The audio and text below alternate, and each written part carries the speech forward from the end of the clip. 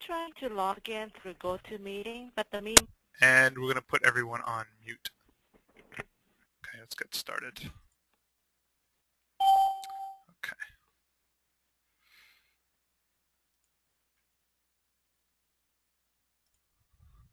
Okay, so thanks everyone for joining. Again, we're going to cover ACM usage statistics, and we're going to start with a brief overview of who the ACM is, a very brief overview on the digital library, and then talk in detail about the use of statistics. We expect everything to take somewhere between 15 and 20 minutes from now, depending kind of how the questions and discussions go on from here. So very briefly about who ACM is, in case you don't know. ACM is the oldest and largest society in the field of computing. We have over 108,000 members worldwide from about 180 countries, established in 1947. We do several big things as part of our mission as a 501c nonprofit. A lot of it is in and around serving the membership and professionalizing the computer science field. Also, we're a large publisher, which is really kind of what we're here to talk about today, of journals, conference proceedings, magazines, newsletters, databases, that database being the Guide to Computing Literature. As a subscriber, you will have access to all of the materials. So that's going to be all the journals, including and all the conference proceedings, all the magazines, including the archives dating back to Volume 1, Issue 1. So if you're a subscriber to the DL, you'll have access to all these materials. ACM is also a large conference organizer in the field of computing. Conferences are incredibly important to the field of computing. Often it's the case that being published in a particular conference is more important than being published in a particular journal. This will come up later when we're talking about the use of statistics, because some of the reports that people will use and to view and measure the usage of the digital library won't include the conference proceedings, but the conference proceedings include or cover a huge percentage of materials that's in the digital library. So when you are looking at the usage of the digital library, you really have to include those downloads from the conference proceedings. Also, one of the activities ACM is involved with is public policy. So especially in the United States and in and around the IT sector. So if you're familiar with, say, for example, the recent legislative push with SOPA and PIPA in the United States, ACM and a lot of ACM membership, senior membership, was fairly strongly against that and helped kill those early versions of the bill. Also, in terms of people might be familiar with us in regarding the Turing Award, it's equivalent to the Nobel Prize in the field of computing. This is something that goes out on an annual basis. Actually, we just announced the most recent Turing Award winner, Judea Pearl. He received the award for his contributions to our artificial intelligence. So talking a little bit about the publications program. So we talked about the materials that are in the digital library, but just kind of give you an idea of the volume that's in the digital library. About 30,000 full-text articles, 2 million pages. We add about 20,000 or so articles to the digital library each year. That includes a lot of multimedia files, audio, video, PowerPoint presentations, and in different formats, so HTML, PDF, et cetera, and of course a lot of information in and around the conference proceedings. Now, when we do talk about the ACM Digital Library, it is kind of wrapped up, and including in that is the Guide to Computing Literature, which is our bibliographic database. So we pull information from thousands of different publishers and their imprints. So we'll have the metadata around those articles as well. So when you're in the digital library, people can search the whole field of computing and not just the ACM DL. So if it's an ACM article that we publish, they'll get the full text. If it belongs to, say, a Springer or IEEE or Elsevier, they might click on the DOI and they'll be linked out to those databases. But it is a nice place to go ahead and get a full view of the entire field of computing in one spot. Also, some of that usage, we'll show later, of the use of in the Guide to Computing Literature will be reflected in page views and searches, etc. Okay, so now we're just going to talk about the use of statistics. I'll just unmute people really quick to see if there's any questions from here.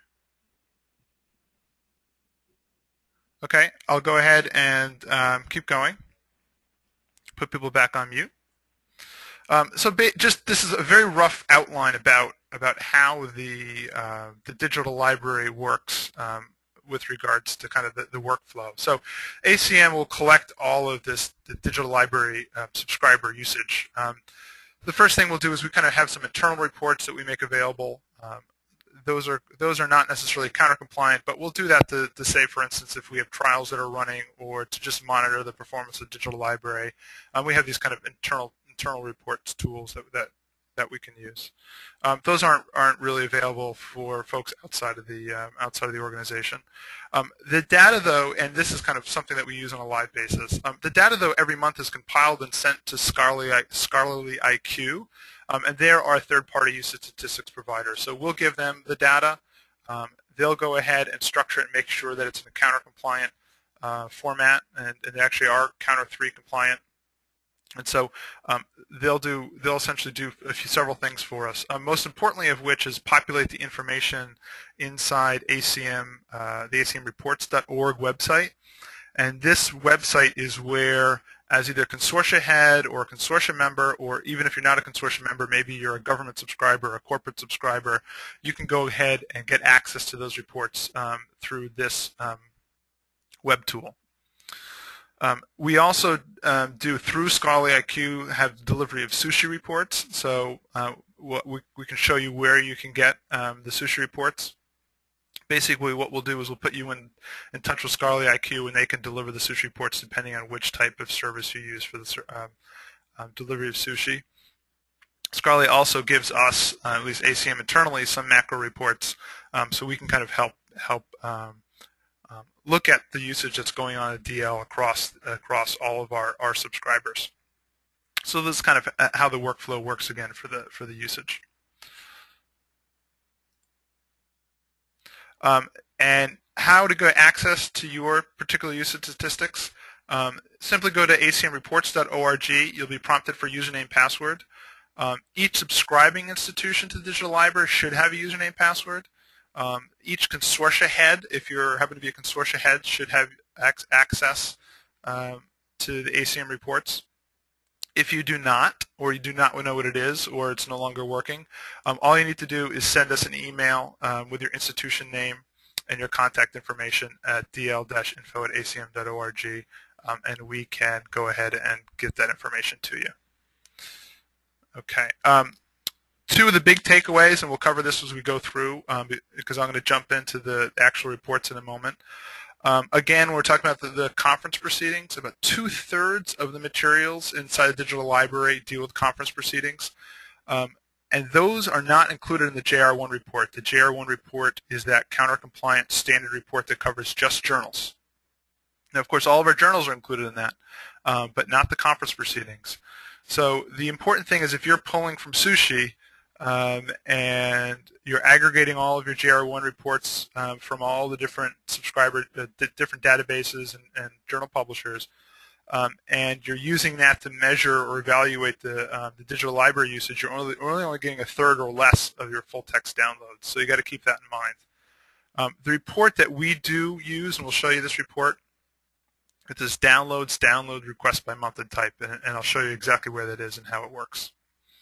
That's the one that we'll use to evaluate the usage of the digital library, and it will include the usage from journals, conference proceedings, magazines, you name it. Okay, I'm going to unmute everyone, and as I move over to the actual usage statistics tool, let me see if any questions at this time.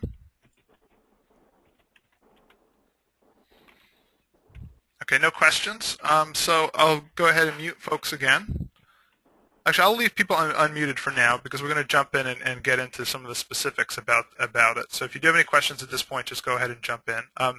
This login looks the same for anyone. So as long as you have your username password, you can go ahead and log in. So I have a login that will allow me to see kind of all of the reports.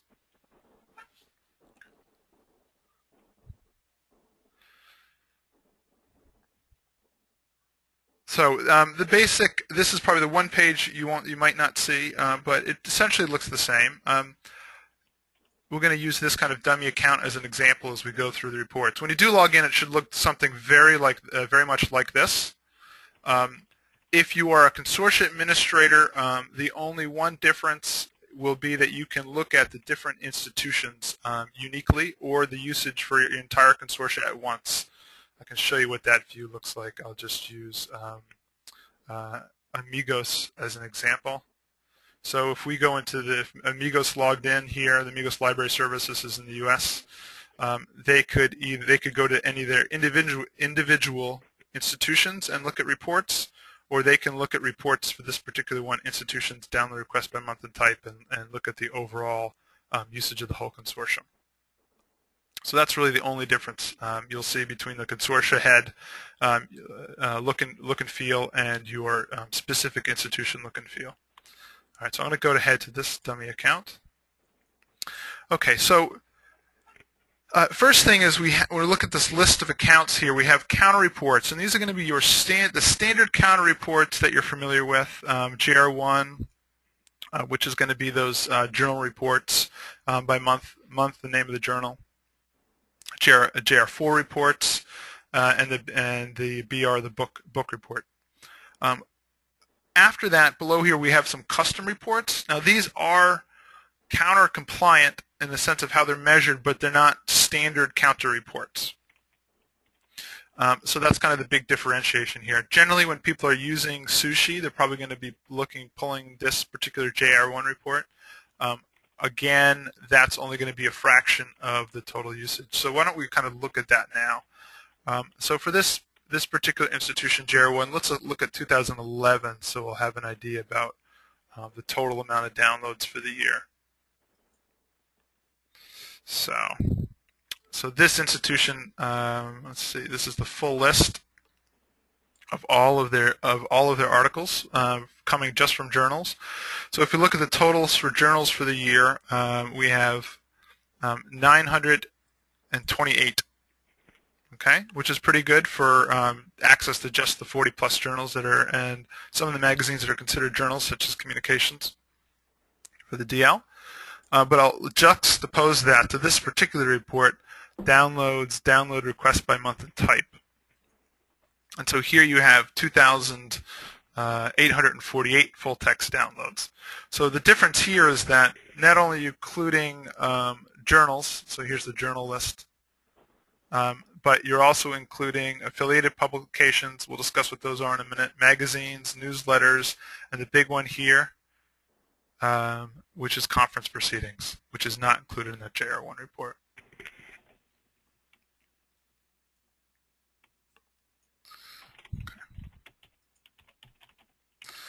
Okay, so I'll just walk you through some of these other custom reports.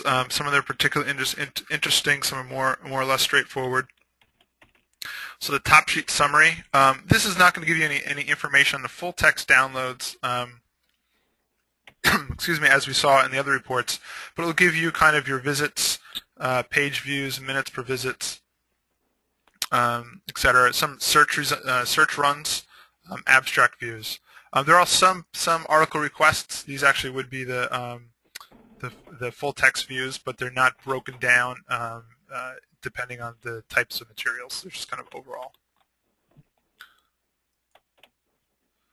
Affiliated publications. So ACM does host some journals, and these are included in your DL subscription that are published by other organizations. So you get full text access to those as if you're a DL subscriber. So we have a separate report just for those journals. Article titles. So this is going to be a straight report of all of the articles that came from your institution and for this particular institution over the course of 2011. IPs. So we currently have a report that just shows your page views by IP range. So you can break it down this way to kind of see where usage is coming from different IP ranges. One of the reports that we will be building, we don't have an exact time yet, will show the full text downloads by these different IP ranges as opposed to just page views.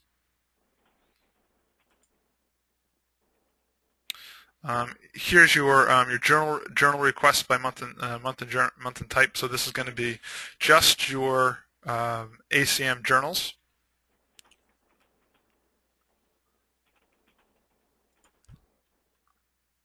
And this is going to be our magazines. So this is our collection of the magazines that are included with your subscription. And we have newsletters. So newsletters are publications that are very similar to journals. They're associated with our different special interest groups.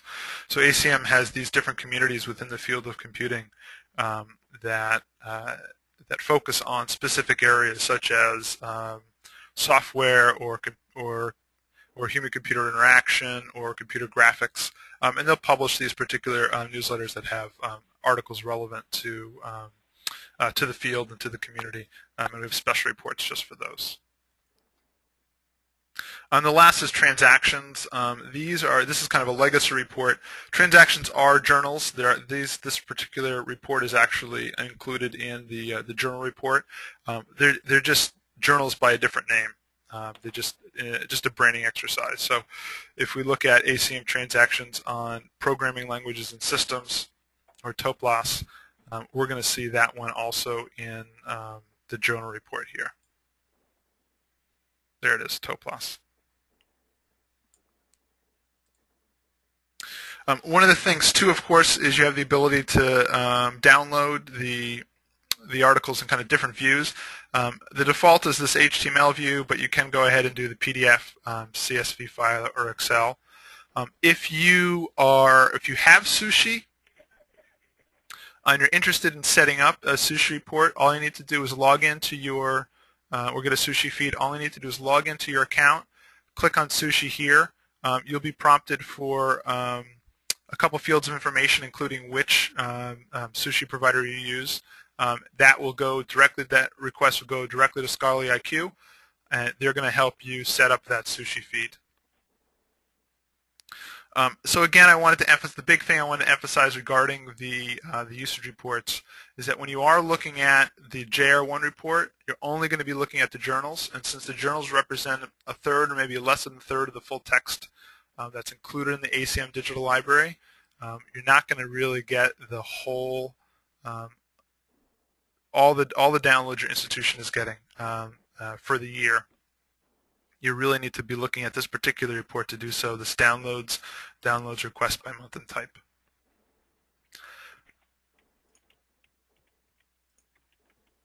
Okay, so I think that's what we really wanted to cover today.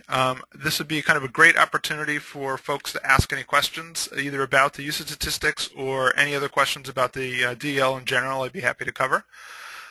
If you do need to contact me, feel free to do so. Kevin Steiner, steiner.kevin@acm.org. You can always contact me or anyone on the staff at the DL info at acm.org. Also, I wanted to point out we do have a web page specifically for librarians. So it's libraries.acm.org. So we do have a lot of resources here, including information on the usage statistics. Generally, this is where we're going to find kind of announcements about Sushi or any kind of other updated information. So now is a great time if you guys have any questions.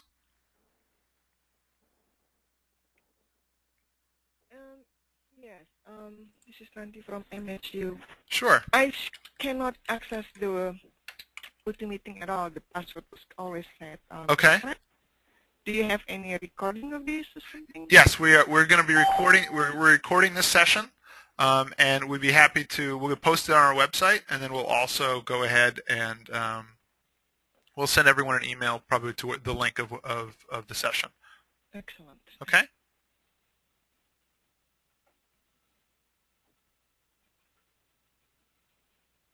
Any other questions from folks today? Nope. No? Okay. Okay, great. We're gonna. Kevin? Yes, please. Oh, just one question. If we wanted to capture all the kind of peer-reviewed articles, you said that transactions and journals are the buckets that those are in. Yeah. So magazines and newsletters, are those just general articles? That's a good question. we consider all the materials inside the digital library to be peer-reviewed. They're not as not all of them are going to have the same kind of peer review structure that you'll find in a journal.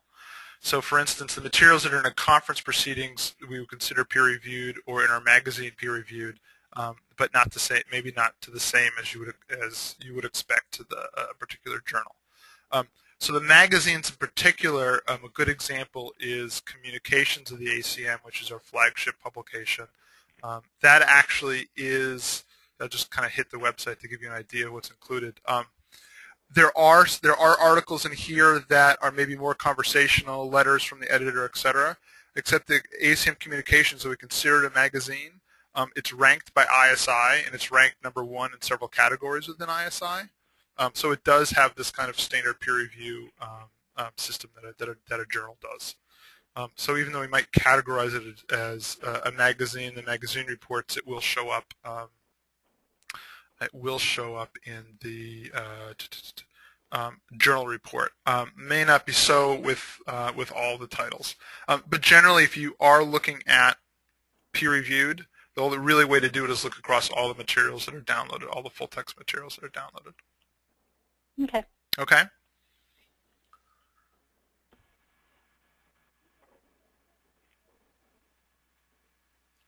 Great. I think from here we're going to wrap it up.